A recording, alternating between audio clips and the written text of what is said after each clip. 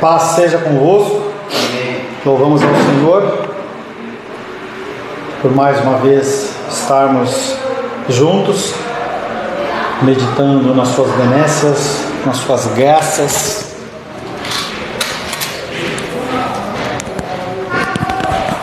Tendo o privilégio de aprender mais dele. Louvamos a Deus por isso e pedimos mais uma vez que o Senhor nos guie, nos oriente e nos abençoe. A pergunta número 38, dando continuidade à condição das bênçãos. Nós já vemos a condição das bênçãos do Senhor durante a vida, as bênçãos do Senhor no momento da morte. E agora, quais são as bênçãos que os fiéis recebem de Cristo na ressurreição? No dia do juízo, os fiéis serão ressuscitados em glória e publicamente reconhecidos e absolvidos, permanecendo completamente felizes na presença de Deus. Então, no dia do juízo, nós fiéis que fomos ressuscitados em glória, nós seremos reconhecidos diante das hostes celestiais, que nós somos filhos de Deus, nós somos reconhecidos como filhos de Deus, absolvidos de todos os nossos pecados. Então teremos a sentença de permanecermos completamente felizes na presença de Deus eternamente. Precisa colocar um tapetinho ali para quando ela derrubar os brinquedos não fazer barulho, hein? O tapetinho desceu?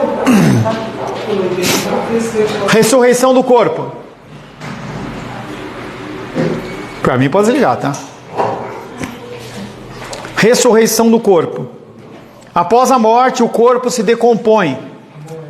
Mas no dia do juízo, esse mesmo corpo ressurge transformado, sendo que a identidade de cada pessoa será preservada para que ela se submeta ao juízo como um ser único e responsável diante do Cordeiro. Daniel capítulo 12, verso 2. Daniel. Daniel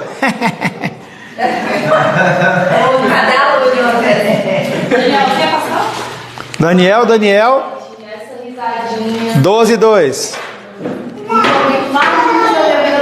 Ezequiel, Daniel 12, 2. Daniel 12. Daniel. Dos que dormem no pó da terra ressuscitarão, um para a vida eterna e o outro para a vergonha e dor eterna. Olha só. Melhorou, hein? Muitos dos que dormem, vamos acalmar o coração. Muitos dos que dormem no pó da terra ressuscitarão, uns para a vida eterna, ao lado do Senhor, e outros para a vergonha e horror eterno.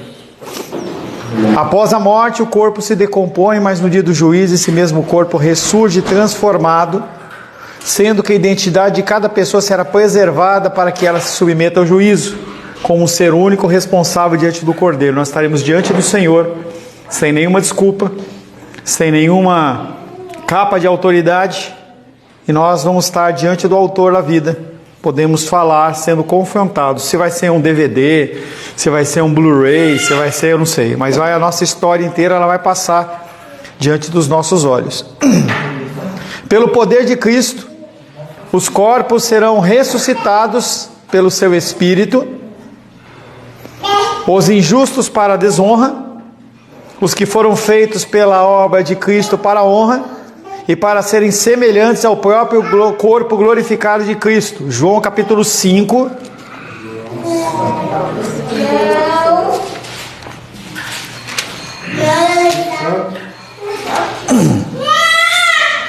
28 e 29.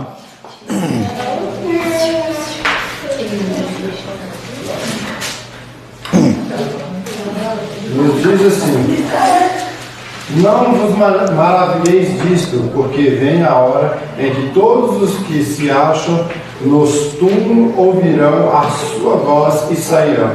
Os que tiverem feito o bem para a ressurreição da vida, e os que tiverem praticado o mal para a ressurreição do juízo.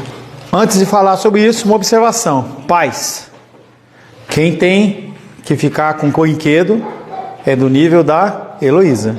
Helena não tem que ficar com brinquedo, Manu não tem que ficar com brinquedo, Júlia não tem que ficar com brinquedo. Nós temos que entender que as crianças elas têm que ser ensinadas a sentar, assistir e entender. Manu, se eu der um curso de alemão para ela, ela aprende a falar alemão. Por que ela não pode ouvir a palavra e tem que ter brinquedo na mão dela? É isso que nós temos que parar de acostumar os nossos filhos a fazerem isso. Quanto mais rápido eles entenderem, melhor. A Heloísa está lá brincando, entendeu? A Helena tem que estar sentada ouvindo. E isso é todo um labor que os pais têm para que ensinar que as crianças façam isso, tá? Não vos maravilheis disso, porque vem a hora em que todos os que se acham... pode tirar isso, ela não vai tomar choque colocando o dedo aí não, tá? Não vos maravilheis disso. O maravilhar não tem a ver com você... que legal, maravilhar de você ficar espantado. Por isso que lá no Antigo Egito, quando teve as pragas, eram as maravilhas de Deus. Desde quando a terra cheia de mosca é maravilha, entendeu? Mas é maravilha no sentido de espanto. Não vos maravilheis disto, porque vem a hora em que todos que se acham nos túmulos ouvirão a sua voz e sairão. Todo mundo, todos que estão mortos, vão ouvir a voz do comando de Deus e sairão dos túmulos. Os que tiverem feito bem, e aí não é no sentido de obras, é no sentido de ser eleitos, para a ressurreição da vida. E os que tiverem praticado o mal para a ressurreição do juízo. Não é por obras, é por causa que a minha vida como eleito, ela tem que ter um reflexo das coisas boas. Costa a porta, por favor.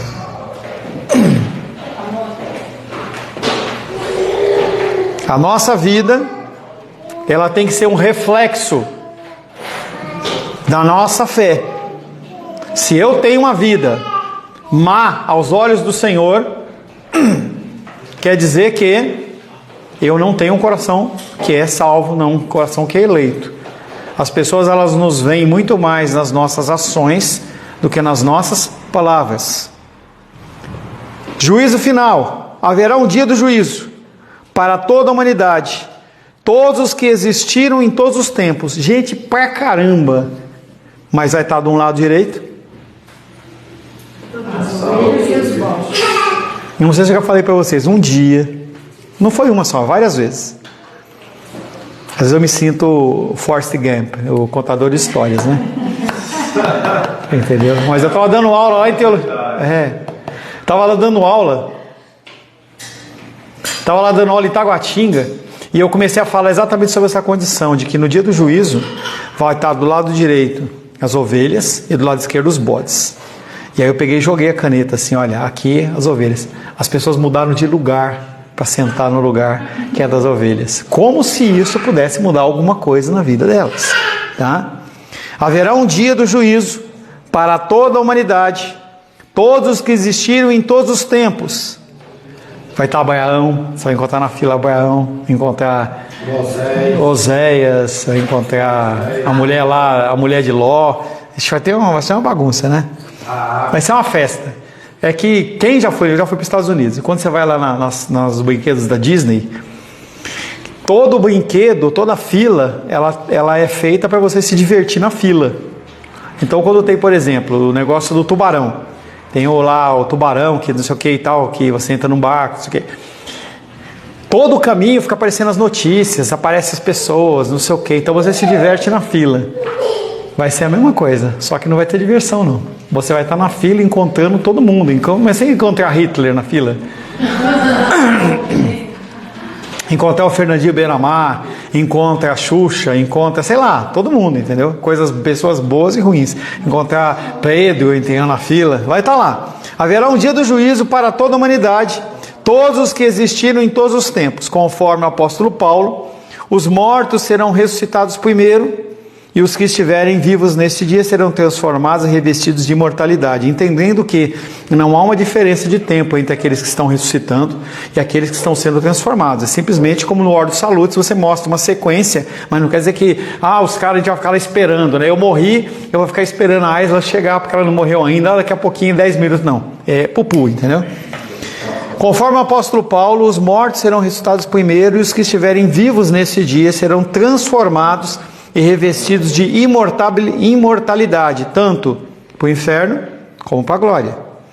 Todos se apresentarão para o julgamento, os eleitos para a glória junto a Cristo e os reprováveis para a ignomínia ou vergonha e o castigo infindável no fogo do inferno. Então, se você entrar na sala do trono e você olhar para a parede, tinha uma válvula hidra assim na parede, assim, você já fica com medo. Porque se ele bater aqui assim, pá, você desce, você cai lá embaixo direto, entendeu? Não a válvula hidra, entendeu? Todos se apresentarão para o julgamento, os eleitos para a glória junto a Cristo e os reprováveis para a ignomínia ou vergonha e o castigo infindável no fogo do inferno. Não existirá a partir de então jovens e velhos, todos serão estáveis, imortais, tanto justos como os condenados. Apocalipse capítulo 20.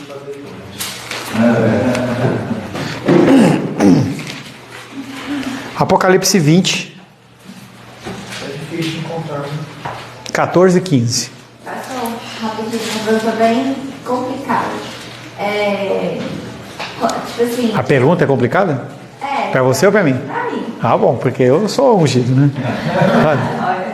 Não é, Heloísa? As crianças não sendo escolhidas, ela também, quando der o dia final, elas descem?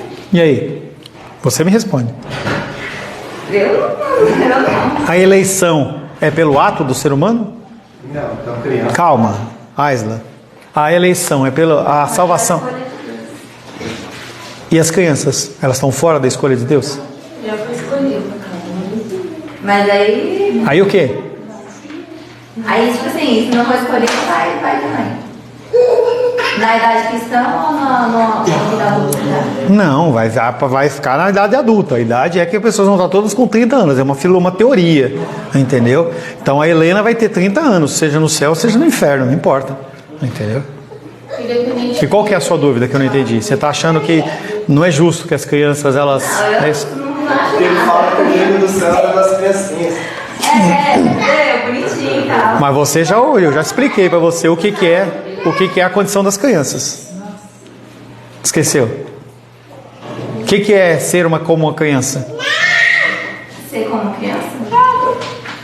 Vai ter o coração puro, vai. Puro? Não, porque já são pecadores. O que é ser como uma criança? Calma, gente, deixa ela pensar. O que é ser como uma criança? Uai, ser inocente não é. Inocente não é. O que deixa ela pensar, filho? Olha para Heloísa. Sim, ela precisa dos adultos para poder. Exatamente. Ser como uma criança, ser uma pessoa dependente de Deus em todas as situações. Se você olhar para Heloísa e falar, Luísa, pula para a titia, o que ela faz? Vai voar. E se você não pegar? Aí vai se machucar. Entendeu? Mas é a confiança e a dependência. Isso é ser como uma criança, não é ter idade. A mesma pecaminosidade que tem na minha vida, tem na vida da Heloísa, na vida da Helena, da Manu, em todas as pessoas, não muda nada. É aquilo que eu falei no primeiro período. Nós temos que começar a desvincular a nossa justiça com a justiça de Deus. O pecado que a Helena comete, ela é tão grave diante de Deus, um Deus santo, santo, santo, como um cara que joga uma bomba atômica e mata 1 milhão de pessoas. Porque é quem recebe o pecado, não é quem faz o pecado. A pecaminosidade do nosso ato ela é medida diante da pessoa que recebe o pecado. Então, a ação egoísta dessas crianças ela é uma ação que é condenável ao inferno, porque Deus determinou assim, entendeu? Então não tem essa de que, olha a Manu bonitinha, não sei o que e tal. Se ela não for eleita de Deus, o fim dela está decidido. E não há nada que eu possa fazer.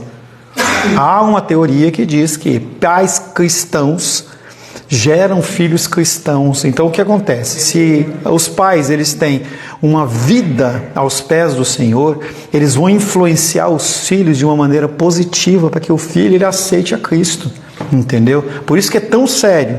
Volto a dizer algo que eu já falei várias vezes. Por isso que eu falo com o Felipe Rayane, falo, olha, vocês têm a obrigação de mudar a história, entendeu? Não é a mesma história que vocês viveram que a Helena tem que viver e a Heloísa tem que viver. Essa é a função, é por isso que a gente trabalha. Não é hora de você ficar brincando assim, não é hora, tá? Não é hora. Nem você presta atenção, nem as pessoas que estão à sua volta prestam atenção. O culto, a reunião de oração, são todas em que Deus, o próprio Deus, está presente junto conosco. Se você chama atenção para você de alguma coisa, as pessoas elas estão perdendo. Inclusive no dia do juízo, o Senhor vai olhar e falar assim, naquele dia, a pessoa estava prestando atenção numa coisa que era importante, você chamou a atenção dela. Voltando à condição do Felipe Rayane, que são os meus exemplos. Eu falei para vocês, não têm o direito de fazer com que Helena e Heloísa vivam o que vocês viveram. E cada um tem a sua particularidade de sofrimento no seu coração. E a gente tem que entender isso, a gente tem que virar essa chave. A gente tem que mudar esse contexto. E esse contexto ele vem apenas da nossa vivência cristã. Então eu simplesmente olhar para a Helena e falar assim, ai que bonitinha, tal, ela não é digna. Não, cara, ninguém é. O pecado que ela comete, ela é tão grave como o que você comete. Por isso que a gente fala, a nossa justiça não pode ser imputada sobre Deus. Quando você pensa como você está pensando, você está pensando que Deus ele é injusto. E isso é pecado também. Fale. Eu e minha casa serviremos ao Senhor, é justamente isso ou é... Justamente isso, influência. Não adianta fazer a campanha de Josué, em que eu vou determinar que eu e a minha casa serviremos ao Senhor. Ah, junta eu, a Rosângela, a Luísa, eu e a minha casa, a partir de agora. Não, é o dia a dia, é a vida. Mas os pecados dos pais pode ter um peso na vida da criança? Aquele que pecou vai pagar. Ezequiel diz que as uvas verdes, quem comeu a uva verde é que vai ter os dentes embotados. Eu não tenho a minha vida condenada por causa dos meus pais. Eu no dia do juízo não vou poder estar diante de Deus e falar assim, a culpa é do meu pai. Não. A culpa é do meu pastor. Não, a culpa é minha. Porque a gente vê que a tua descendência foi amaldiçoada, né? Quando as pessoas pecaram lá. Consequência. Entendeu? Ou você influencia as pessoas positivamente ou negativamente. Tudo bem, Aisa? Não é um exemplo, pastor? Exemplo do quê? Sim, o pecado dele, Deus disse que a espada não ia mais sair da casa dele. Sim. Ele formou os filhos dele daquela maneira. Ele formou os filhos dele sendo infiéis, sendo adúlteros, sendo assassinos. Quando o filho dele violenta a sua filha, ele não faz nada. Faz nada. Entendeu? E aí o que acontece? Tudo aquilo que eles aprenderam com os pais, eles vieram a colocar em prática. Entendeu? Não adianta colocar a conta na maldição do diabo. Entendeu? O problema é o que eu faço. O que eu faço, os meus filhos copiam. Entendeu? Se eu leio a Bíblia, meu filho lê. Se eu oro, meu filho ora. Tá? E com conclusão disso, nós temos que pregar a palavra até as crianças, né? Em especial pelo modo de agir. Em especial pelo modo de agir. Haverá um dia de juízo para toda a humanidade, todos os que existiram em todos os tempos. Conforme o apóstolo Paulo, os mortos serão ressuscitados primeiro, e os que estiverem vivos neste dia serão transformados e revestidos de imortalidade. Todos se apresentarão para o julgamento, os eleitos para a glória junto a Cristo, e os reprováveis para a vergonha e o castigo infindável. Todos serão estáveis e imortais, tanto justos como condenados. Os símbolos do Antigo Testamento prefiguram o Cristo vindoura. A Páscoa judaica, quando a gente olha a Páscoa judaica, a gente está vendo a condição do dia do juízo. Aquela condição, daquela primeira Páscoa em que os primogênitos eles são mortos. Ali já é mostrando o dia do juízo. Nesse dia, o anjo de Deus passou sobre o povo, sinalizando com o sangue do cordeiro, sem dano, mas destruiu os primogênitos do Egito, alvos da ira de Deus. Então, naquele dia, Deus falou assim, para os judeus, matem um cordeiro, pega o sangue, passa no umbral da porta. Vocês se reúnam dentro de casa, assem, não é para fritar, não é para cozer, assem o cordeiro e comam tudo. Todo mundo que sair vai morrer. Então, naquele momento, o anjo da destruição do Senhor, ele passa lá no Egito, que é símbolo de juízo. Aonde ele não ver o sangue, ele entra e mata. Por que não morreu todo mundo? Porque Deus falou que era só o filho. Se ele falasse que era para ser todos, morria todo mundo. Que foi o grande temor deles depois dessa praga. Vamos liberar esse povo. Porque agora ele matou o filho primogênito. Pode ser que amanhã ele mate todo mundo. Aí os caras ficaram apavorados. É o cesto da urgência. Da mesma forma, todos os que são justificados no sangue do Cordeiro não passam pelo juízo, pois foram salvos pela justiça perfeita de Cristo, sobre o qual não cabe julgamento. Entendendo que não é que não passa sobre o juízo, não passa sobre o juízo no sentido de condenação. Nós vamos estar diante do Altíssimo e nós vamos poder observar as nossas obras e tudo que nós fizemos. Vai haver angústia, vai haver amargura no nosso coração naquele momento. Vai ser um momento de muita chateação, em que nós vamos ver entes queridos nossos no inferno, porque nós não pregamos. Vai ser um momento, depois ele tira aquilo. Então o julgamento todos vão passar. Mas o julgamento no sentido de condenação, não. A gente vai para o julgamento sabendo qual que é a nossa...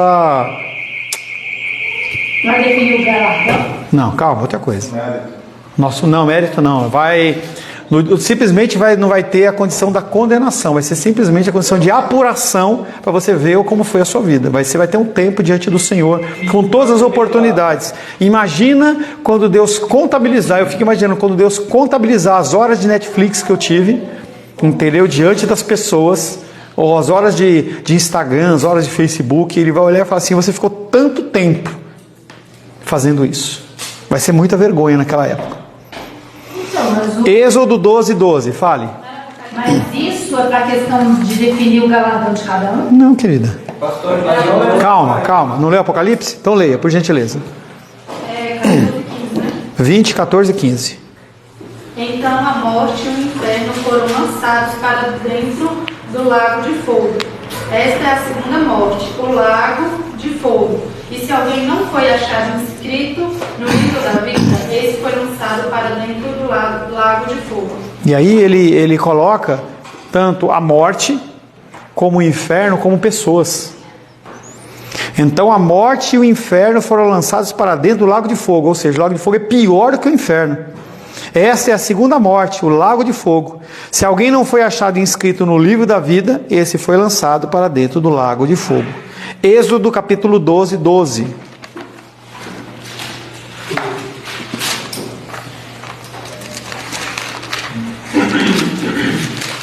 Porque naquela noite passarei pela terra do Egito e ferirei na terra do Egito todos os primogênitos, desde os homens até os animais.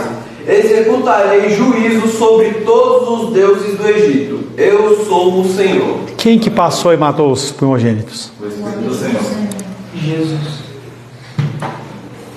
Jesus Cristo. Jesus Cristo, ele age aí como anjo destruidor.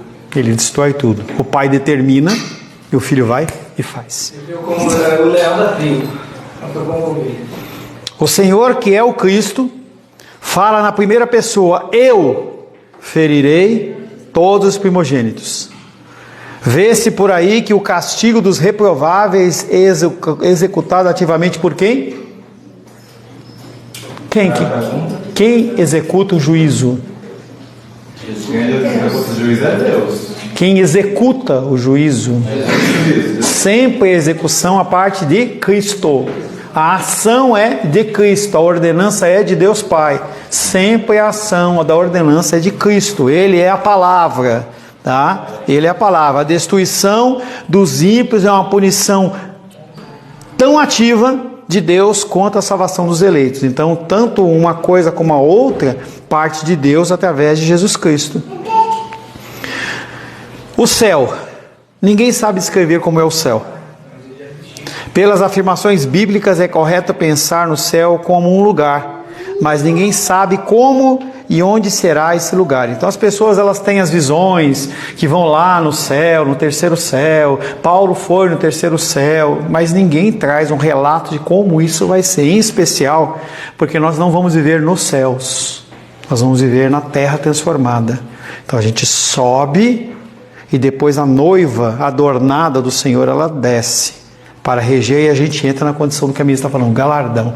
Quem nós vamos ser na eternidade? Quem nós vamos, que serviços? Será que a gente vai ficar sentado o dia inteiro falando glória a Deus, glória a Deus, glória a Deus, glória a Deus? Entendeu? A gente tem algumas luzes dentro das Escrituras falando sobre o renovo dessa terra, desse planeta Terra, pelo fogo, trazendo a condição original de que tudo foi bom. E aí essas pessoas que foram transformadas, elas vão voltar, não sei como vai ser, não dá para saber. Mas nós vamos estar aqui. E aí a condição do galardão, especialmente, é a condição de que você vai ter mais autoridade e poder, num bom sentido, na terra para reger. Então essa terra ela vai ser transformada e a gente vai poder viver aqui. Não vai haver condição sexual, nada disso, mas as pessoas vão viver numa grande comunhão com o Senhor, como sendo a nossa luz, entendeu? E esse vai ser o galardão maior, de nós estarmos cada vez mais perto do Senhor e termos atribuições mais importantes. Já respondeu a pergunta. Tá? Pastor, rapidinho, como que fica a questão do arrebatamento? Como assim? É porque... O arrebatamento ficou lá para trás já. Nós estamos caminhando aqui na terra. Agora, nós estamos caminhando aqui na terra, tá? Estamos aqui. Toca a trombeta. Entendeu? Aí essa que é a hora do arrebatamento? Exatamente. Antes ou depois da tribulação, nós acreditamos. Não, aí são visões escatológicas. Tem várias visões escatológicas. Da nossa igreja. Não vou entrar nessa, senão a gente vai perder mais 2 horas aqui, tá? Se você quiser, a gente volta lá para escatologia. Ou então... Depois eu pesquiso. Não, depois a gente conversa, tá? Então, o que a massa pensa? Você tem um período de grande tribulação, tem primeiros 3 anos e meio, depois grande tribulação. Isso é uma visão escatológica, tá? Vamos sair dessa visão escatológica, aumentar só no que a Bíblia fala. Nós estamos caminhando aqui, toca a trombeta. Titia está lá no cemitério. Meu pai, se meu pai foi salvo, minha tia com certeza. Puf, minha tia sobe. A gente vai na sequência. Puf, a gente sobe. Quem não é, fica. Aí tem um vídeo muito doido que mostra a figura de uma igreja nesse contexto em que quando o cara levanta e olha, ele não vê, ele cai de joelho porque ele cai em terra. Então imagina a gente estar aqui conversando, de uma hora para outra, alguns sobem e outros ficam. Cadê? Entendeu? Você vai ter a roupa, se não vai ter a roupa, não importa. Você vai e fala, cadê? Lembra aquele desespero que você teve lá embaixo com a... É a mesma coisa. Falou, cadê o Felipe? Entendeu? Cadê o pastor Paulo? Eu fiquei? E aí a gente vai. Essa é a condição do arrebatamento. Lá no arrebatamento vai ter esse negócio, essa condição do juízo, separação e tudo mais. Daí a coisa acontece. E aí, no caso, essas pessoas que ficou, não tem mais chance para ela. Já se foi. Tá? Já era. Tá? Vamos lá. Isso aí nós meditamos lá uns anos atrás, está lá gravado, escatologia. Sei lá, foi 6 meses de conversa isso. Não é uma coisa simples, entendeu? E tem várias visões. Tá? Ninguém sabe descrever como é o céu. Pelas afirmações bíblicas é correto pensar no céu como um lugar, mas ninguém sabe onde, como será esse lugar. Jesus afirma que na casa do seu Pai há muitas moradas. Esta é a esperança do crente. As promessas de Jesus. Temos na Bíblia algumas descrições dos céus, algumas feitas por apóstolos que foram levados ao céu durante a sua vida. A primeira é do apóstolo Paulo, 2 Coríntios capítulo 12.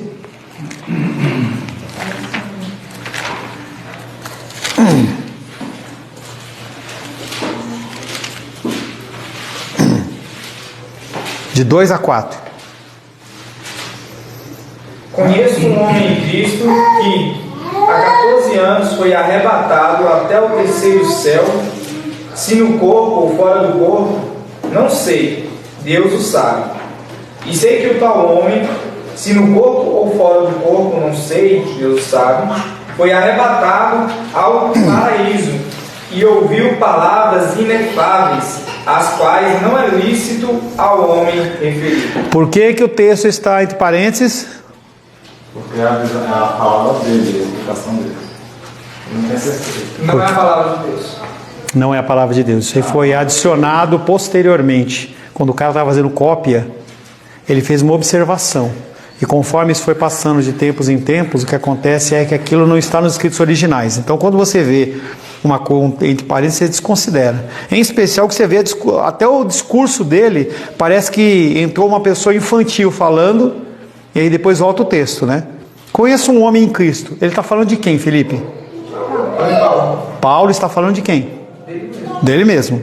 Conheço um homem em Cristo, ele está fazendo uma afirmação em terceira pessoa. Conheço um homem em Cristo há 14 anos que foi arrebatado ao terceiro céu.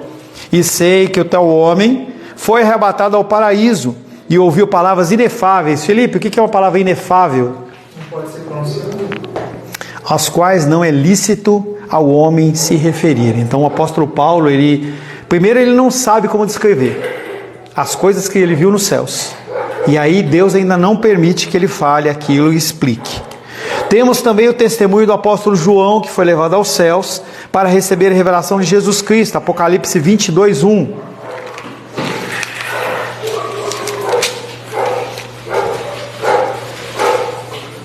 Pode ler?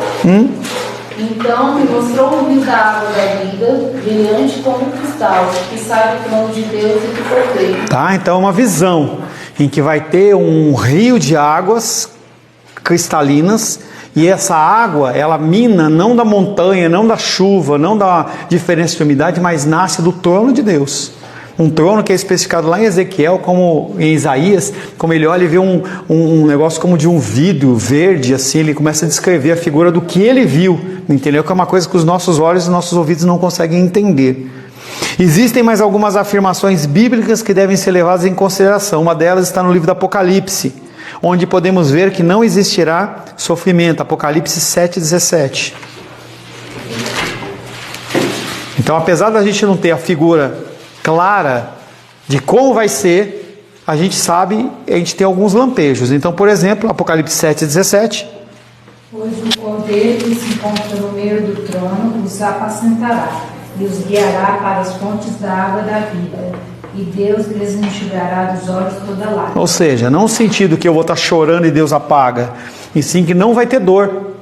Da mesma maneira que lá no inferno vai ser pranto e ranger de dentes, nos céus não vai ter lágrima, não vai ter sofrimento. Qualquer coisa que venha no nosso coração, o Senhor ele vai já apacenta, ele acalma na hora, tá?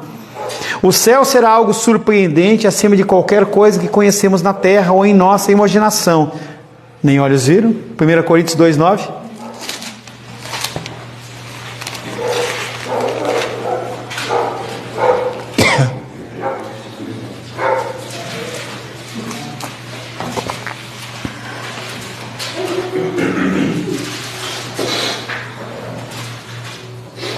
Mas, como está escrito, nem os olhos viram, nem os ouvidos ouviram, nem jamais penetrou em coração humano o que Deus tem preparado para aqueles que o amam. Então, apesar de a gente ver os filmes de Hollywood em que os caras inventam, nem olhos viram, nem ouvidos ouviram, a imaginação do homem não consegue alcançar o que é que tem sido preparado para nós nas regiões celestiais. Especulações. O que vimos até aqui é referido estritamente em relação às revelações bíblicas. É isso que a gente tem que tomar cuidado. O que a Bíblia fala e o que as pessoas pensam. Por isso que eu tomo um cuidado muito grande, em especial quando se fala da visão escatológica. Porque são visões, são pensamentos e análises humanas. Ah, eu acho que tem a tribulação ou não tem a tribulação. Há uns que acham que o inferno está aqui na terra. Tem uma visão que acha que quando o homem morre é aniquilismo, ou seja, acaba tudo, não tem mais nada, não tem coisa nenhuma. Então tem um monte de visão, e tudo isso são estudos e pensamentos de homens bíblicos ou não bíblicos. A gente tem que tentar se ater o máximo possível que as escrituras falam. Então eu não tenho que ficar me preocupando com uma coisa que ele mesmo não revela. Se fosse imprescindível que a gente soubesse como era o céu, o que ia acontecer, ele nos tinha revelado. E ele nos dá apenas lampejos para a gente saber que é muito bom, vale a pena esperar, vale a pena labutar e ir até aquele dia. Da mesma maneira, em contraste, a gente tem a condição do inferno. E a gente tem que fugir dessa condição. E ele vem falando assim, é ruim, é ruim, é ruim, é ruim. Entendeu? Mas ele não mostra. Ah, o verme, vem e fala, a condição, o verme, naquele lugar o fogo é interminável. E o verme ele vai ficar te mordendo, é que nem um pernilongo. O pernilongo me picou lá no carro e aí fica aquela coceira no pé. É o tempo inteiro, imagina o pernilongo te picando, é o tempo inteiro, o tempo inteiro, o tempo inteiro. Não dá para você matar, não tem raquete, não tem veneno, não tem nada. É o tempo inteiro, o tempo inteiro. O verme te mordendo, te mordendo, comendo a sua carne. A hora que a carne acabou, volta a carne, ele começa a comer tudo de novo. Então, de um lado, a gente tem que sempre pensar nessa condição de contraste, que é como nós decidimos as nossas vidas. Quando você tem que tomar uma decisão na sua vida, você tem que sempre pensar nos prós e nos contras. Será que vale a pena esse risco? Será que vale a pena fazer isso? Adultério, vale a pena adulterar? Eu tenho uma noite de prazer, ou um tempo de prazer, e aí como é que fica a família? Eu perco a minha esposa, perco a minha casa, tenho que dividir a minha pensão, meus filhos vão me olhar de uma forma deplorável, entendeu? Será que vale a pena? As nossas decisões, elas têm que ser racionais. Por isso que o ensino na casa de Deus, ele é essencial, para que você tome a sua decisão da melhor maneira possível. Se você não tivesse esse raciocínio, vai tomar a decisão de forma emocional. E é esse o grande problema das pessoas, decisões emocionais. O que vimos até aqui é referido estritamente às revelações bíblicas. Procurar coisas não reveladas na Escritura é especulação. Isso deve ser evitado a todo custo. Não se deve tentar descobrir coisas relativas ao que irá acontecer nos últimos dias, além da revelação bíblica. Ah, mas Deus me deu a revelação que tal dia, tal hora, Jesus volta. Nem o pai, ou melhor, só o pai, nem o filho sabe o dia. Só o pai. E ele fala como homem, é claro, que como Deus ele sabe. Aí o cara quer fazer uma matemática, um cálculo, não, mas volta tal dia. Deuteronômio 29, 29.